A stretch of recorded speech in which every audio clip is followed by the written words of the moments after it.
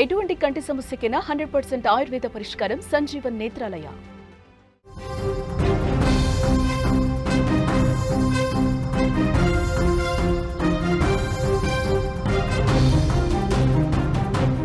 కాంతారా సినిమాలో నటిస్తున్న వాళ్ళు ఒక్కొక్కరిగా చనిపోతున్నారు.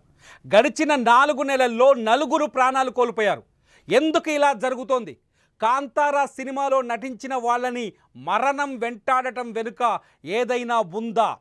ఏదైనా అతీత శక్తి ఉందా అనే చర్చ ఇప్పుడు సోషల్ మీడియాలో కనిపిస్తోంది. కాంతారా సినిమా గురించి చెప్పాల్సిన పని లేదు.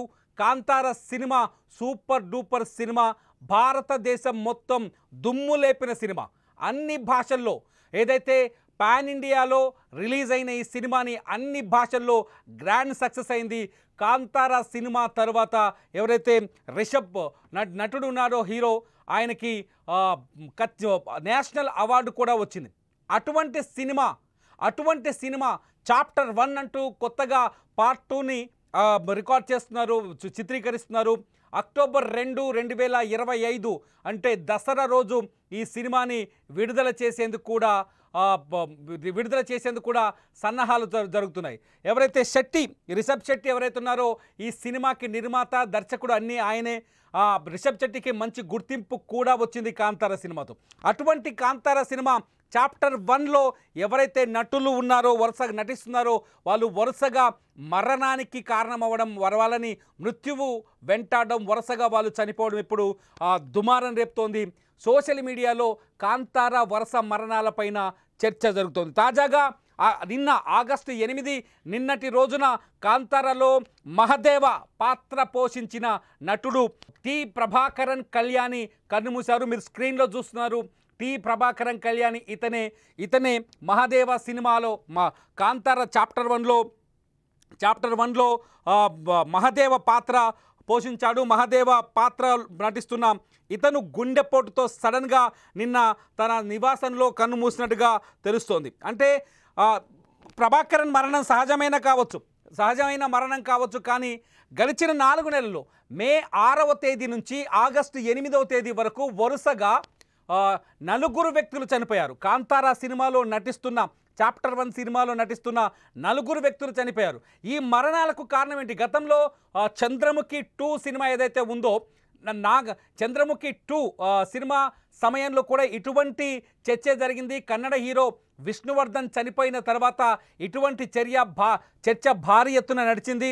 అయితే ఆ చర్చని మర్చిపోతున్న తరుణంలో మళ్ళీ అదే కన్నడ ఇండస్ట్రీ నుంచి తెరపైకి వస్తున్న, దేశవ్యాప్తంగా సంచలనం సృష్టించబోతుంది అనుకుంటున్న కాంతారాకి సంబంధించిన చాప్టర్ 1 విడుదలకు రెడీ అవుతుంది. షూటింగ్ ఇంకా నడుస్తోంది. ఈ సమయంలో వరుస మరణాలు ఆ సినిమాని వేధిస్తున్నాయి. వరుస మరణాలు ఆ సినిమా పైన సోషల్ మీడియాలో చర్చకు దారితీస్తున్నాయి. కాంతారా సినిమాలో చనిపోయిన వాళ్ళ లిస్ట్ ఒకసారి చూస్తే, నిన్న ఆగస్టు 8వ తేదీన ఎవరైతే ప్రభాకర్ కళ్యాణి ఎవరైతే ఉన్నారో ఆయన గుండెపోటుతో మరణించారు.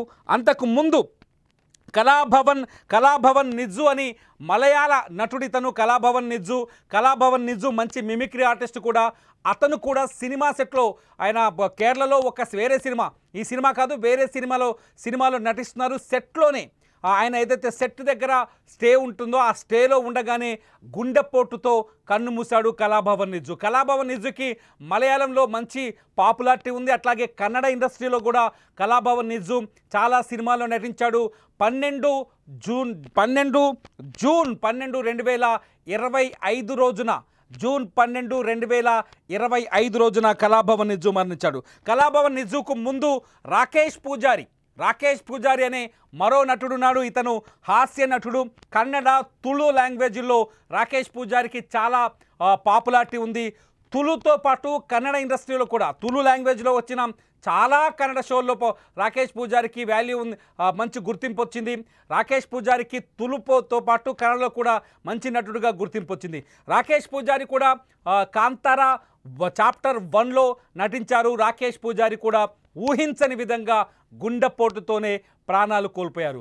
ఆ తర్వాత ఒక జూనియర్ నటుడు కాంతారా సినిమాలో చాలా కీలకమైన పాత్ర వచ్చింది. ఆయన పేరు ఎంఎఫ్ కపిల్ అని ఈ జూనియర్ నటుడు ఊహించని విధంగా ఊహించని విధంగా ఒక నదిలో మునిగి చనిపోయాడు.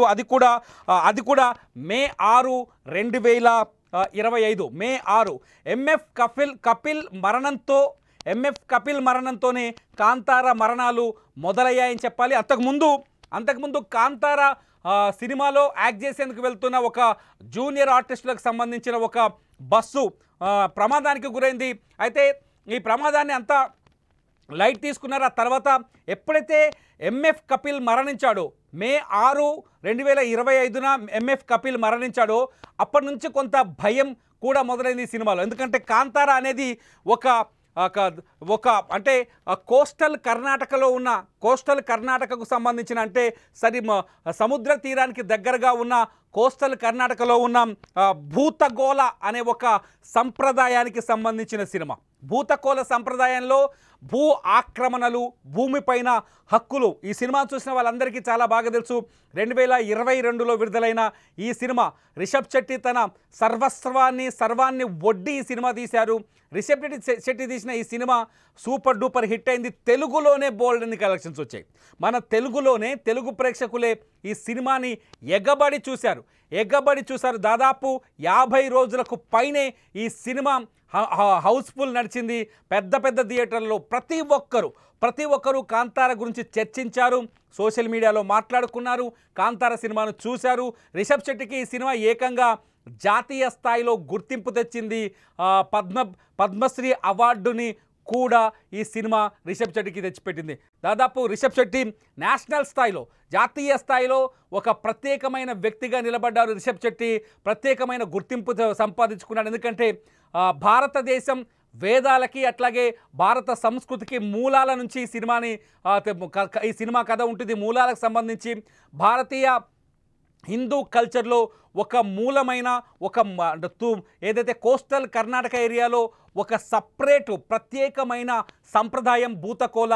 ఆ భూతకోళ సంప్రదాయంతో ఈ సినిమాని రూపొందించాడు. ఆ సంప్రదాయానికి ఉన్న ప్రత్యేకత ఏంటి, దానికున్న పవర్ ఏంటనేది కాంతార సినిమాతో ఒక్కసారిగా ప్రపంచానికి చూపించాడు రిషబ్ శెట్టి చేసిన ఈ ప్రయోగం అతనికి జాతీయ స్థాయిలో గుర్తింపు తేవడమే కాదు, ఆ సినిమాకి పాపులారిటీని తీసుకొచ్చింది. అట్ ది సేమ్ టైం ఇప్పుడు చాప్టర్ 1 అంటే గతంలో మనం చూసిన కాంతార సినిమాకి ముందు ఏం జరిగిందనే కథని బేస్ చేసుకొని చాప్టర్ 1 రూపొందిస్తున్నాడు కాంతార సినిమాకి సంబంధించి.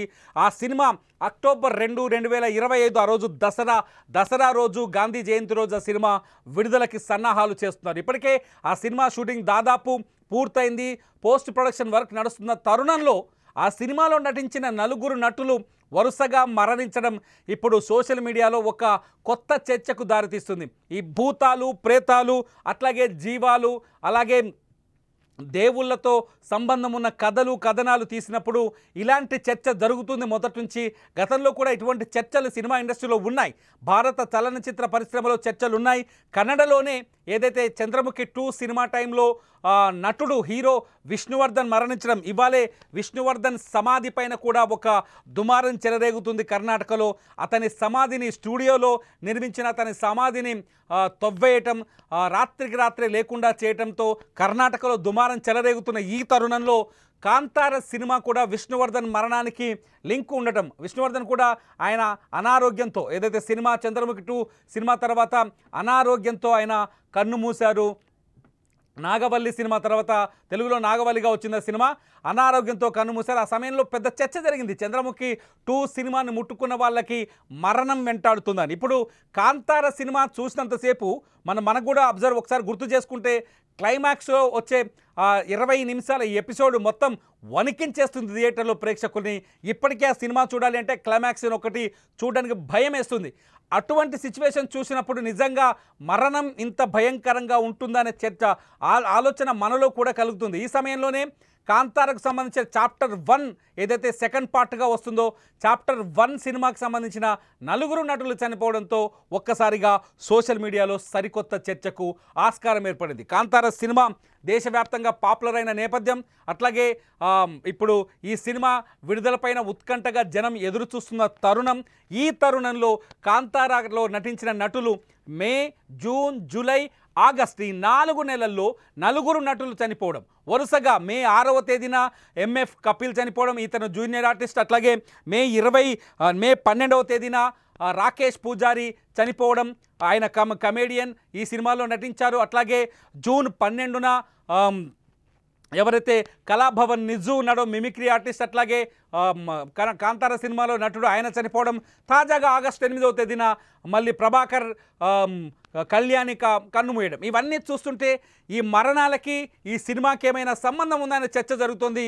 అయితే ఈ చర్చకి పూర్తి స్థాయిలో ఆధారాలు లేవు, ఎటువంటి అవకాశాలు కూడా కనిపించట్లేదు. కానీ ప్రజల్లో మాత్రం ఈ ఆందోళన, ప్రేక్షకుల్లో సోషల్ మీడియాలో మాత్రం ఈ ఆందోళన కనిపిస్తుంది.